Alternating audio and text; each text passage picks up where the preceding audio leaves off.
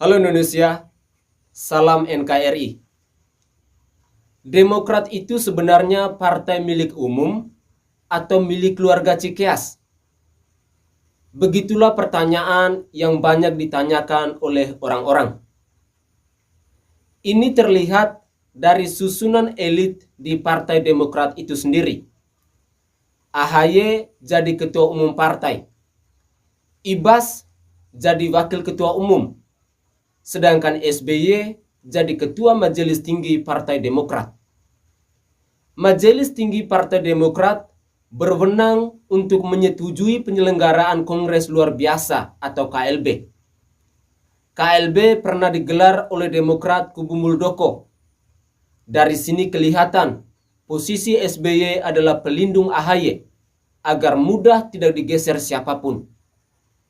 Majelis tinggi ini juga berwenang untuk menentukan calon presiden yang akan diusung. Jadi sudah paham kan mengapa penempatan SBY berada di posisi yang sangat strategis? Dan perlu kita ketahui bersama bahwa AHY yang menunjuk SBY untuk jadi ketua majelis tinggi.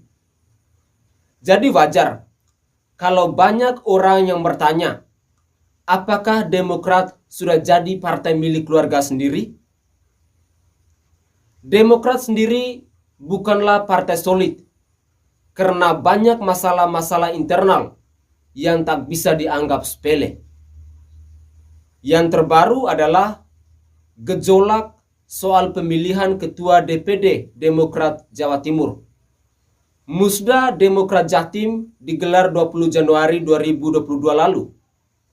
Bayu Erlangga meraih dukungan 25 DPC dan Emil Dardak meraih 13 DPC. DPP Demokrat malah memutuskan Emil Dardak sebagai ketua Demokrat Jatim. Secara kasar, ini seperti ibarat Jokowi menang Pilpres, tapi Prabowo Subianto yang jadi presiden. Memang banyak yang protes dengan keputusan Demokrat. Ada yang bilang AHY tidak demokratis. Kader juga ancam keluar dari Partai Demokrat ini. Mereka sebut Musda Demokrat Jatim syarat masalah. Emil Dardak tidak sah jika dilantik sebagai ketua DPD Jatim. Pertanyaannya, Ketum paham nggak terkait kondisi partai di Jatim? Caranya mengelola partai tidak menjiwai semangat budaya, tradisi sejak zaman SBY, kata Joshua.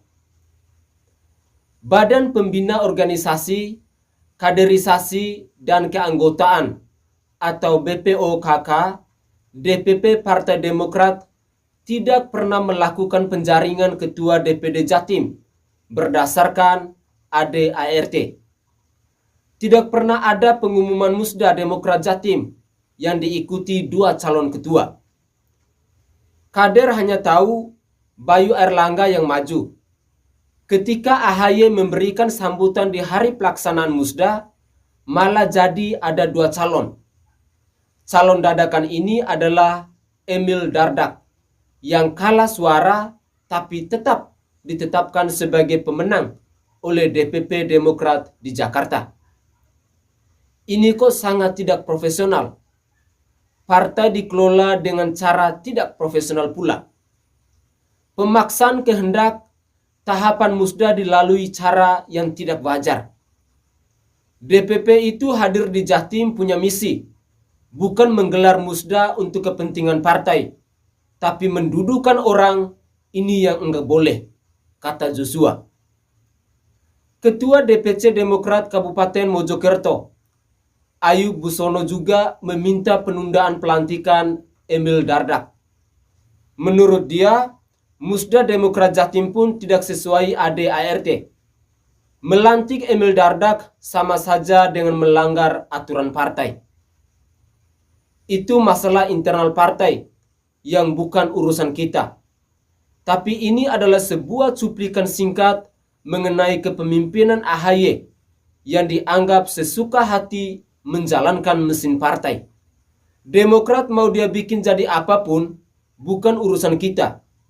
Tapi perlu diingat, AHY berniat nyapres. Urus partai saja masih belum becus. Banyak masalah dan banyak protes dari kader. Bagaimana kalau urus negara? Bisa kita bayangkan bagaimana kacaunya nanti. Buat kader Demokrat Jatim yang merasa kecewa atau bahkan kesal, harap diingatkan kalau AHY adalah keturunan Majapahit, terah dari Raden Wijaya. Silakan baca berita dan googling kalau tidak percaya. Bukan saya yang ngomong ya. Jadi jangan pernah bantah apa kata AHY. AHY ternyata bukan orang sembarangan. Dia merupakan keturunan dari raja dari sebuah kerajaan yang sangat disegani di masa lalu. Percaya saja deh, demi naluri AHY. Majapahit dulu pernah jadi kerajaan terbesar di Indonesia. AHY juga pasti akan membawa Partai Demokrat menjadi partai terbesar di Indonesia bahkan dunia, yang bisa saja mengalahkan kebesaran Sunda Empire. Lihat saja era SBY dulu. Ada sebuah mahakarya yang sangat megah dan fenomenal, yaitu Candi Hambalang. AHY juga mungkin akan membuat kadernya bangga. Percayalah dengan AHY.